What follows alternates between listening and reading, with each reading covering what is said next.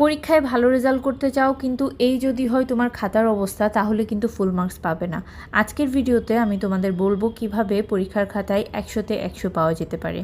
সবার প্রথম বিষয়টা হলো খাতায় প্রপারলি মার্জিন করা। তোমরা অনেক সময় মার্জিন করতে ভুলে যাও বা পছন্দ করো না, কিন্তু খাতা মার্জিন করা থাকলে এটা খুব অনেক বেশি অর্গানাইজ থাকে অ্যান্সার স্ক্রিপ্টে এবং টিচারের দেখতে অনেক সহজ হয়।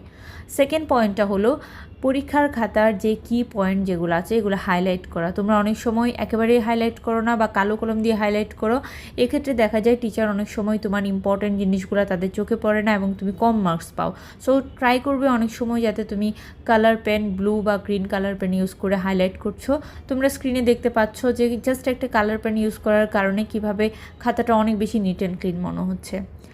ফোর্থ ইম্পর্ট্যান্ট পয়েন্টটা হলো প্রপার স্পেসিং দেওয়া। পরীক্ষায় তোমাকে পর্যাপ্ত খাতা দেওয়া হবে, সো কোনোভাবেই খাতায় খুবই ঘিঞ্জি টাইপের লেখার কোনো প্রয়োজন নেই। প্রত্যেকটা পয়েন্টে প্রপার স্পেসিং দিয়ে মিনিমাম 1/2 ইঞ্চ স্পেসিং দিয়ে তোমার খাতায় লেখা উচিত।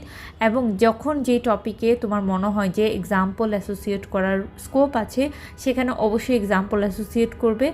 যখনই একটা টপিকে এক্সাম্পল থাকে তখন কিন্তু টিচার বুঝতে পারে that you have made your preparation, এবং এটা তোমাকে ভালো মার্কস পেতে অনেক বেশি হেল্প করবে। সো এই টিপসগুলো যদি তোমরা ফলো করে থাকো, দেখবে খুব সহজে তোমার নেক্সট পরীক্ষাতে তুমি খুব ভালো মার্কস পেতে পারছো বা ক্লাসে টপ করতে পারবে।